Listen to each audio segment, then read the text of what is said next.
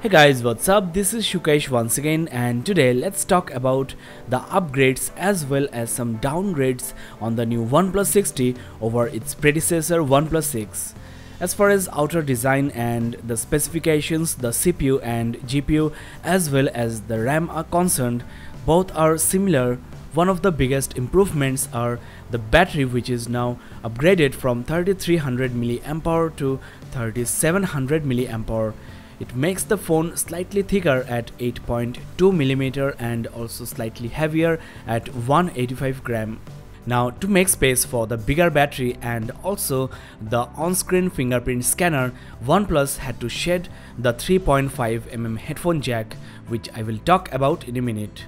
Now, the on-screen finger scanner is one of the new features I really like on this new OnePlus 60. It works just fine at least 95% of the time, and it may not be as fast as the dedicated scanner you have on the OnePlus 6, but it's fast enough, almost as fast as other devices like Galaxy Note 9 or S9 Plus.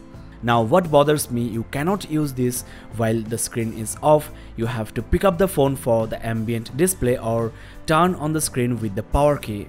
So you cannot unlock your phone when it's resting on the table, which would have been really nice. Still, it's a welcome new feature. I really appreciate OnePlus introducing this awesome tech into their OnePlus lineup. Now, let's talk about the notch. Well, personally, I don't dislike notch.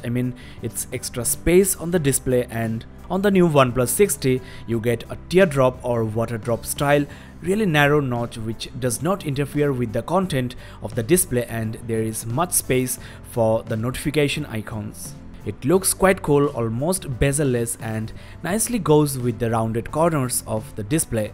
Now, most of the Android devices having the notch display feature a big wide chin at the bottom of the screen, which is a big eyesore, but on the new OnePlus 60 it's narrower, making the display a true edge-to-edge screen.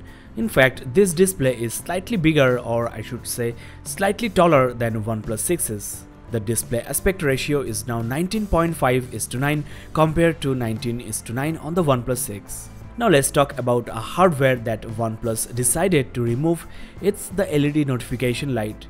OnePlus says you can get an idea about new notifications with the help of ambient display, but you need to pick the phone up, so definitely this is not an alternative. You need to also turn on the screen to check whether the phone is charging or is fully charged. So this is one of the downgrades on this new generation OnePlus.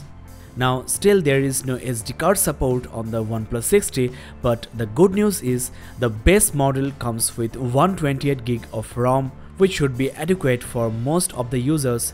The slight increase in price is justified because of the bigger storage and the bigger battery, of course. The battery backup of OnePlus 6 was already good, but the bigger 3700 mAh battery you have on the OnePlus 60 is just the best in class. I think it's much better than Samsung Note 9 or S9 Plus, and maybe as good as the iPhone XS Max.